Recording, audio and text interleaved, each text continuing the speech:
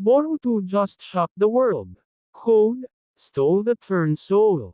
Sarada is going blind. To Blue Vortex Chapter 34. Grabe, hindi inasahan ng lahat ang nangyari kay Sarada.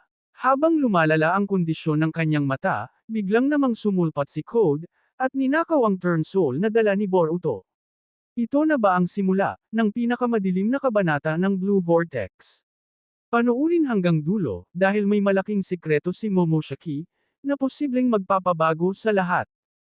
Pumutok ang internet, matapos lumabas ang Boruto to Blue Vortex, Chapter 34 Spoilers. Lumalala na ang kondisyon ng mata ni Sarada, habang biglang ninakaw ni Code, ang turn soul sa harap mismo ni Boruto. Ano ang tunay na plano ni Code?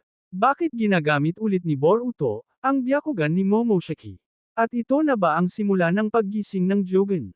Sa video na ito, hihimay-himayin natin ang buong spoilers, hidden details, the auras, at mga posibleng mangyari, sa susunod na chapter. Pero bago yan, paki-like, share, subscribe, at pindutin ang bell, para lagi kang updated, sa pinakamainit na anime content, sa YouTube. Mga ka-anime, ito na yata, ang isa sa pinakamatinding spoilers, na lumabas sa buong Boruto, to Blue Vortex. Dahil sa chapter 34, hindi lang aksyon ang ibinigay sa atin, kundi emosyon, tensyon, at napakalaking hint para sa future ng buong story. At masasabi ko ngayon pa lang, sobrang delikado na ng sitwasyon ni Sarada Uchiha. Dahil habang patuloy niyang ginagamit ang kanyang Mangekyo Sharingan, mas lalo namang nasisira ang kanyang paningin. At kung magtutuloy-tuloy ito, posible na matulad siya kina Itachi at Sasuke noon. Pero bago natin pag-usapan yan, simulan muna natin sa pinakaunang eksena. Makikita natin dito si Konohamaru na buhat-buhat si Sarada habang wala itong malay. Kitang-kita sa mukha niya ang pag-aalala. Hindi na ito simpleng pagod lang, dahil malinaw na sobrang laki ng naging epekto ng labanan kay Sarada. At habang dinadala siya ni Konohamaru papuntang hospital, biglang darating si Chocho habang tumatakbo at sumisigaw. Kahit sa gitna ng seryosong sitwasyon, naglagay pa rin ng konting comedy ang chapter na ito. Pero pagkatapos niyan, biglang nag-shift ang eksena kina Ada at Demon. At dito, napansin ng marami ang kakaibang ugali ni Demon. Tinanong niya si Ada kung okay lang ba talaga ang lahat. At sumagot naman si Ada na ligtas daw si Boruto. Pero mga tol, parang may mas malalim na ibig sabihin yun. Dahil habang palakas ng palakas ang mga kalaban, parang mas lalong nagiging dependent si Boruto sa powers ni Momoshiki. At dito napapasok ang pinaka-malaking theory. Makikita natin si Boruto hawak-hawak ang turn soul ni Bug matapos talunin ang humanoid Shinjo. Pero habang hawak niya ito, nagsisimula itong umusok. Ibig sabihin, may time limit. Posibleng kapag hindi agad na ibalik ang turn soul sa puno, pwede itong sumabog o tuluyang mawala. At dahil doon, napilitan si Boruto na magmadaling kumilos. Nag-teleport siya papunta sa lugar kung saan naroon ang tree body ni Bug. Pero habang papunta siya roon, may isang napakahalagang detalye ang ipinakita. Muling inactivate ni Boruto ang Byakugan ni Momoshiki. At dito na lalong nabaliw ang fandom. Dahil malinaw na hindi pa rin kayang kontrolin ni Boruto ang tunay niyang kapangyarihan, ang Jugan. Oo mga tol, malamang ito ang dahilan kung bakit hiram muna niyang ginagamit ang kapangyarihan ni Momoshiki. At habang papalapit si Boruto sa puno, nagsimulang gumalaw ang claw marks. Parang buhay, parang may nag-aabang. At doon na nagsimulang maging creepy ang buong chapter. Habang papalapit si Boruto, unti-unting bumukas ang mga mata sa puno. Para bang may nilalang na gustong lumabas. At honestly, posibleng ito na ang simula ng mas malaking disaster kaysa sa Shinjo. Pero habang nangyayari iyon, bumalik ang eksena kay Sarada sa hospital. At dito, sobrang sakit ng scene na ito. Makikita natin sina Sakura, Sumire, at Chocho kasama si Sarada. Sinubukan ni Sakura na ipasuot muli ang salamin ni Sarada, pero kahit suot niya ito, malabo pa rin ang kanyang paningin. At dito na sinabi ni Sakura ang kinatatakutan ng lahat. Lumalala na ang kondisyon ng mata ni Sarada.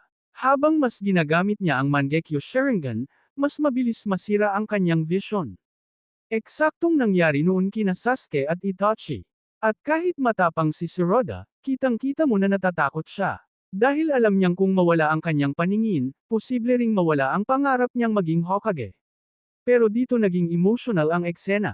Dahil kahit ganito ang nangyayari, proud pa rin si Sakura sa kanyang anak. Sobrang ganda ng parallel kay Sasuke. Parang ipinapakita ng author na handa si Shiroda pasanin ang sakit at sakripisyo ng pagiging isang tunay na Uchiha. Pero mga tol, hindi pa doon natatapos ang chapter. Dahil habang nangyayari ang emotional scene, biglang bumalik ulit ang eksena kay Boruto. At dito na nagsimula ang pinaka-matinding part ng spoilers.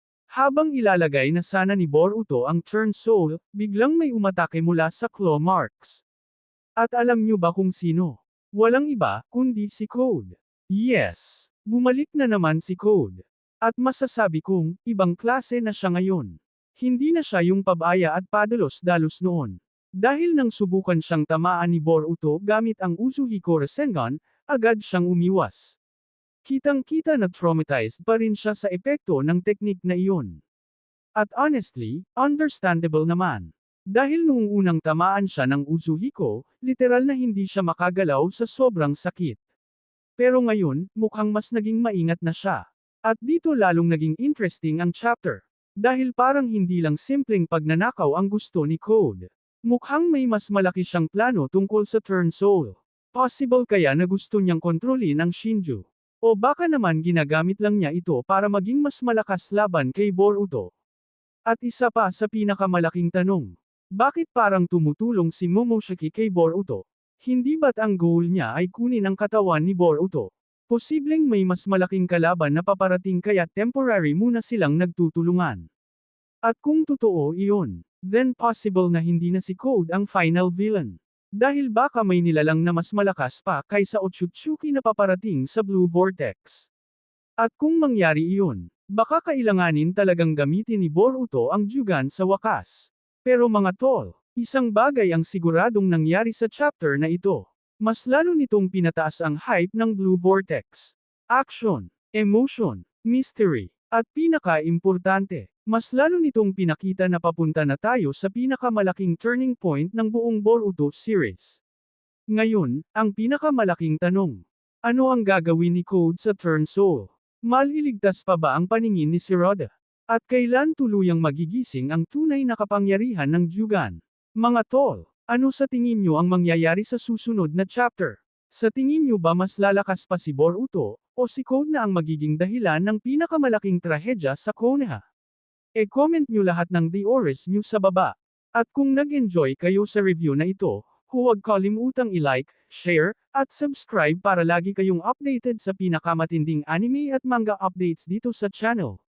Hanggang dito na lang muna mga ka-anime. Ako nga pala si Anime Chismis. At magkikita-kita ulit tayo sa susunod na kabanata, Palm.